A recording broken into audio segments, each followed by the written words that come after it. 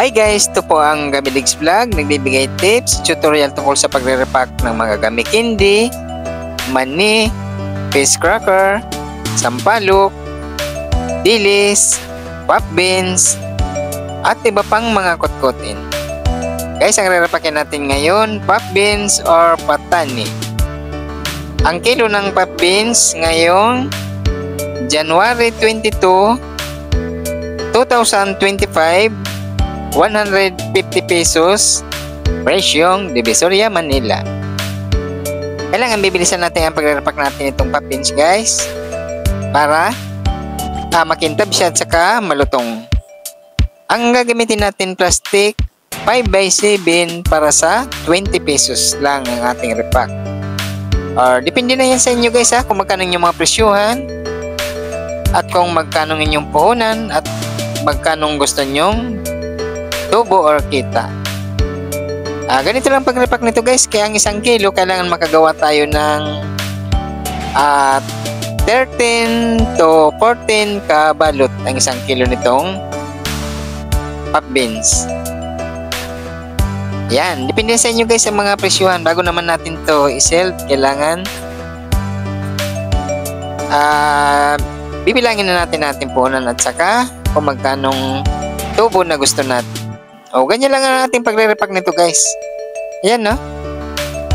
Kailangan lang kung mag-umpisa tayo magtinda ng mga ganito, pupunta tayo sa mga palengke guys na malapit sa ating mga lugar, o di kaya kung andito tayo sa mga Metro Manila, punta tayo ng Divisoria, Manila, o di kaya sa mga palengke na malapit sa ating mga lugar. Ayan, pupuntahan natin ang mga pwesto ng mga kutkutin. Maraming mga kutkutin na pwede natin binta or pagkakitaan guys. Panoorin nyo dito sa ating channel. Marami kayong mga video na pwede ninyong kapulutan ng aral or gawin din kagaya ng pagre-repack ko or pagre-repack natin sa mga video natin guys. Yan no.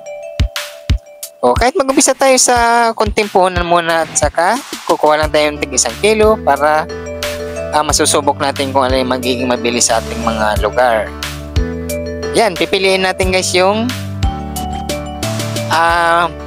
magagandang klaseng mga kutkutin. Ayan guys, bago naman natin yan i-sell, pwede natin yan bawasan or dagdagan.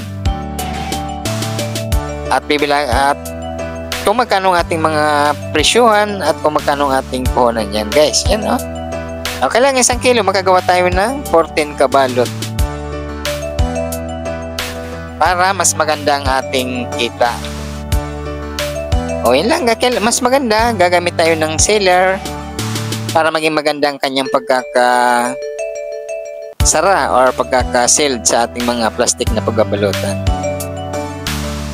Ganyan lang kadali guys. Kung nagtatrabaho kayo, gusto nyong kumita, yun, pwede nyong gawin itong pagtitinda ng mga kutkutin. Mas maganda to, bibilin lang natin at saka i-repack lang para ganun lang. Hindi na tayo magluluto. Ganun lang ang ating gagawin guys. Kung nasa mga bahay man tayo, pwede tayong magtinda ng ganito guys. Kung meron tayong mga bintana dyan na pwedeng pag-displayan, mas maganda wag natin lalagyan ng screen.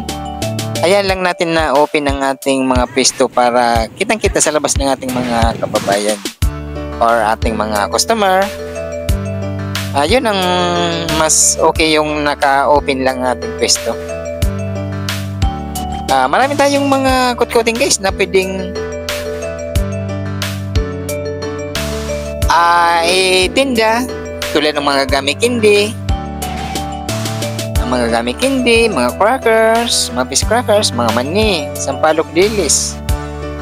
Yan ang mga mabibili sa ating mga kababayan ngayon.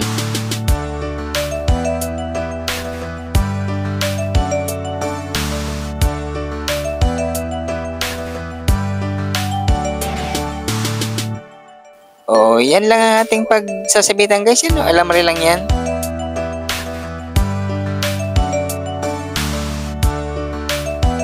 Depende na sa haba ng inyong pagsasabitan. Alam mo rin.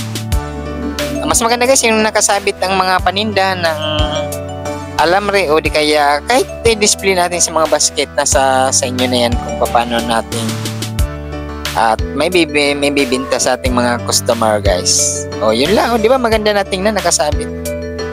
O kung makagawa tayo ng maraming ganyan, isasabit natin magdikit-dikit. Maganda tingnan mainggan yung ating mga kababayan na bumili. Guys, nagpasalamat ang Gamidigs Vlog sa lahat ng mga subscribers at lahat ng mga nanonood sa mga video ng Gamidigs Vlog. Thank you guys. Kung magustuhan nyo yung ganitong mga video, please subscribe at gawin nyo rin para lahat tayo ay kumita. Thank you guys.